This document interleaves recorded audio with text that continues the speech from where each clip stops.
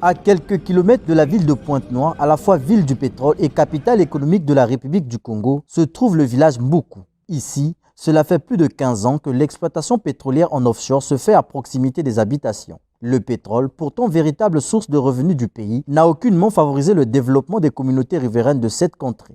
Nous avons nos richesses. Le district de Inda, c'est l'un des plus grands, c'est-à-dire l'un des plus riches districts du Congo. Quand vous prenez le district de Inda, vous voyez les plateformes qui sont ici, qui pleuvent comme de l'eau. 100 et quelques plateformes.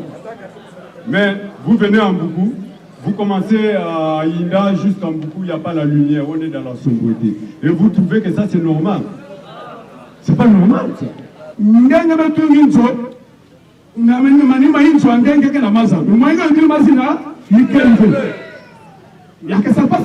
Comment courant que nous voit les métaux dans le bondi, il va pas s'utiliser.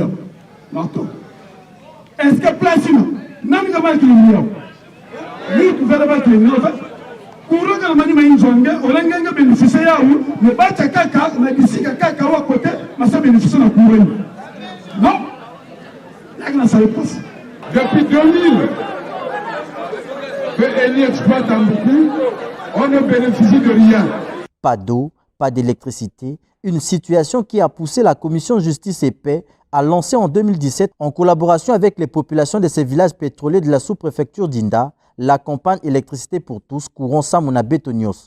Cette commission a réuni publiquement les populations de ce district pour les sensibiliser sur l'état d'avancement de leurs revendications enclenchées il y a 7 ans. Cette mobilisation a pour objectif de sensibiliser la population sur l'accès à l'électricité. Vous savez que grâce au rapport de l'initiative pour la transparence dans les industries extractives, on a pu voir qu'une bonne partie du gaz utilisé par la centrale électrique du Congo est produite par le gisement de Bundi.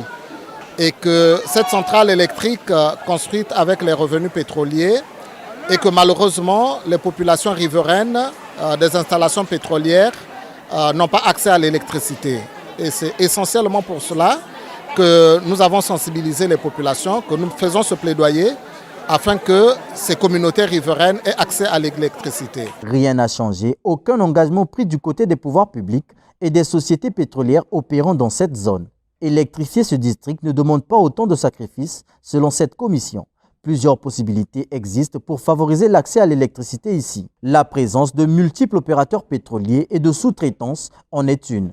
Le réseau électrique implanté par la société Eni Congo disponible dans la zone est une possibilité réelle de connexion des villages. La redevance payée à l'État par ces compagnies pour l'occupation de ces espaces pourrait être également utilisée pour l'électrification de ces villages pétroliers, tout comme les fonds de projets sociaux prévus dans le CPP signé entre l'État et les compagnies pétrolières. Nous avons aussi trouvé des pistes sur comment financer cette électricité, puisque, évidemment, dans le cadre des contrats de partage de production, nous voyons qu'il y a des projets sociaux et nous avons, au cours de cette réunion, insisté sur le projet de Kombi Likalala Libondo 2, là où Perenco, évidemment, avec le gouvernement du Congo, avait prévu 1 milliard de francs CFA pour les projets sociaux. Et nous pensons que ce budget des projets sociaux peuvent être utilisés pour électrifier les communautés riveraines des installations pétrolières.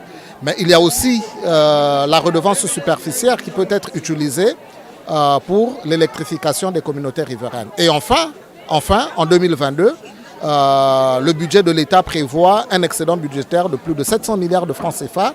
Et donc, il ne manque pas d'argent pour pouvoir donner accès à l'électricité aux communautés riveraines. Cette situation, visiblement embarrassante, devrait interpeller au plus vite le gouvernement de la République afin non seulement de favoriser le développement de cette contrée, mais également des populations qui y habitent, lesquelles ne se servent que de l'eau potable desservie par les sociétés pétrolières.